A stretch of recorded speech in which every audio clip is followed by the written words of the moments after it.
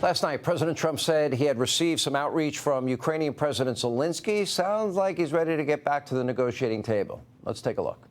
Earlier today, I received an important letter from President Zelensky of Ukraine. The letter reads, Ukraine is ready to come to the negotiating table as soon as possible to bring lasting peace closer. Nobody wants peace more than the Ukrainians, he said. My team and I stand ready to work under President Trump's strong leadership to get a peace that lasts. We do really value how much America has done to help Ukraine maintain its sovereignty and independence. Regarding the agreement on minerals and security, Ukraine is ready to sign it at any time that is convenient for you. I appreciate that he sent this letter, just got it a little while ago.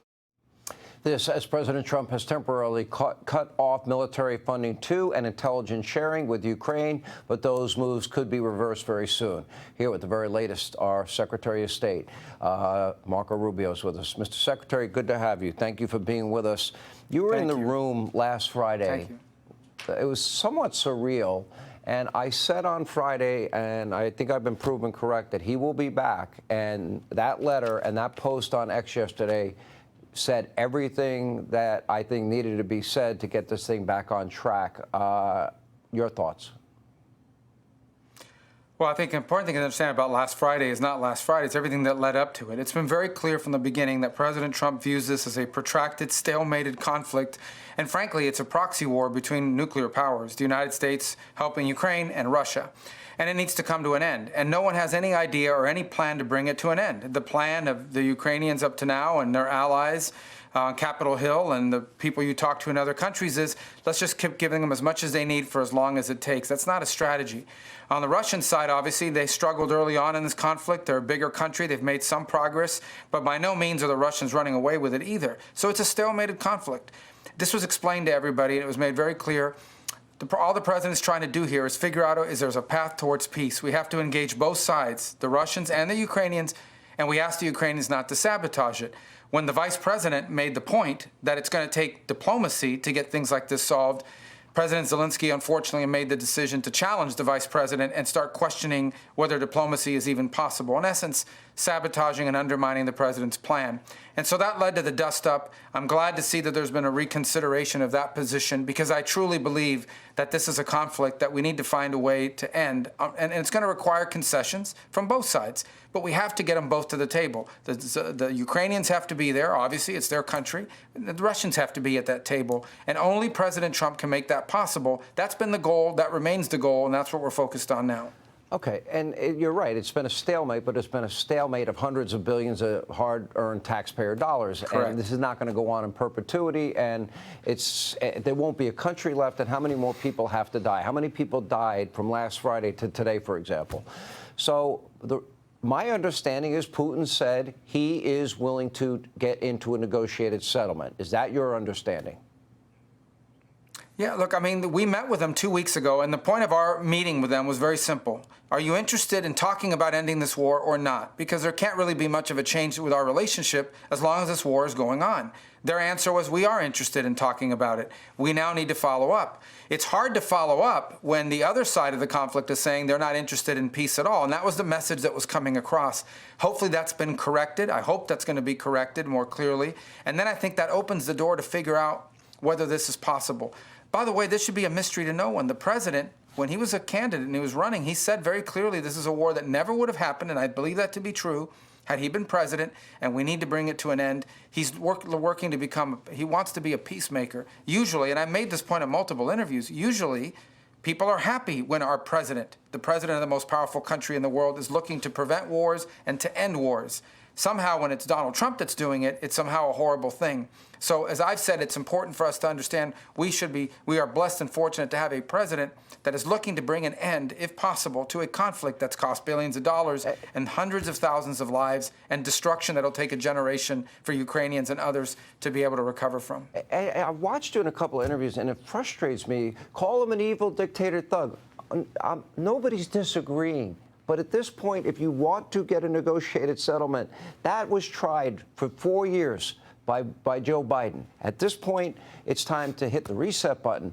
Would that deal be a mineral deal first that would ensure U.S. presence and also money for Ukraine to rebuild their country? Would the second phase be a ceasefire? Would the third phase be the negotiated settlement? Does that sound about right to you? Well, I'm not going to pre-negotiate it. Look, at the end of the day, the Ukrainians are going to have their demands. The Russians are going to have theirs. We have to see how far apart they are if we get to that point in the process. And that's where diplomacy, that's what the vice president's point was. That's where diplomacy kicks in. That's where the hard work of diplomacy comes into play, when you have to figure out how do you bridge this difference. But this is not unique to this crisis. It's what we're going through right now with Hamas and Israel and Gaza. It's what's taken every war and every conflict that's ended in a truce, a ceasefire, whatever, a peace plan, has all been the result of the hard work of diplomacy, of bridging those differences. But we have to begin that process, and you can only do it if both sides are willing to do it. The Russians, look, they're not going to be easy to deal with either, right? But we have to figure out what they're willing to do by getting them to the table. We couldn't do that if the Ukrainians are saying that they're not interested. Now that's changed, and hopefully that's true. And so I think the opening is now there to see what's possible, and it would be in the benefit of everyone. The Russian people, the people of Ukraine, the people of the United States, frankly, our European partners and allies. It would be to their benefit as well to see this come to an end. But there's only one person on the planet that can make that happen, and his name is Donald J. Trump, the President of the United States. And we should be cheering that on, and we should be supporting that, not undermining it or calling it names the way some are doing in the media and some are doing internationally. I want to put up on the screen Truth Social earlier today. President Trump, release all the hostages now, not later. Immediately return all of the dead bodies of the people you murdered, or it is over for you.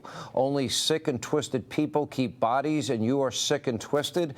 I am sending Israel everything it needs to finish the job. Not a single Hamas member will be safe if you don't do as I say. I have just met with your former hostages. By the way, I ran into them in D.C. as well. Their stories are harrowing. Whose lives you have destroyed. This is your last warning. For the leadership, now is the time to leave Gaza while you still have a chance. Also, the people of Gaza, a beautiful future awaits, but not if you hold hostages. If you do, you are dead. Make a smart decision. Release the hostages now, or there will be hell to pay later. Wow. Now, I guess that's pretty clear and unambiguous, and I think both of us know President Trump well enough. He means it. What's going to happen? Yep. Well, hopefully that they're going to do exactly what he just said. You know how long we've been waiting for a long time in this country to have the kind of leadership with that kind of clarity. People don't realize the president meets with these people. He hears their stories. He's outraged, and rightfully so. He's tired of watching these videos every weekend where hostages that are emaciated are released and bodies are turned over, and sometimes it's the wrong bodies, and this 5 here and 3 there, and these games that are being played. And he's lost his patience with it. He's been very clear about this from the beginning. He's created space and time for this to be solved. And now it's time for seeing it come to an end. It's enough of this already. These people have been in captivity now for over 1.5 years.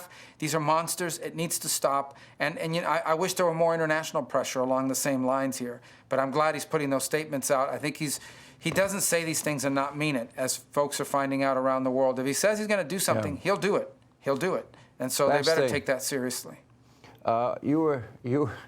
You were in the chamber last night. You saw the Democrats with the little temper tantrum. What was your reaction to it all?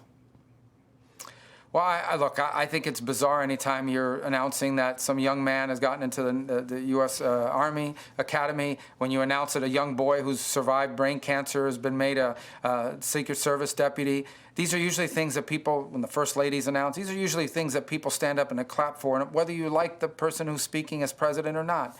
To see that not happen last night was kind of shocking, to be honest with you. It was really surprising and petty, and I don't think it played well, but, I'm a diplomat now, but I can tell you this. I didn't think it looked good on television, and I've heard from a lot of people who didn't think it looked good either. The president talked about ending a war yesterday, and instead the only cheers we heard from one side of the chamber was cheers for endless war and continuing to move forward. These are bizarre things. We live in bizarre times, but I'm glad we have a president with moral clarity in Donald J. Trump. Oh, we're glad you are where you are. Although I'm not going to lie, I kind of liked you as my senator in Florida.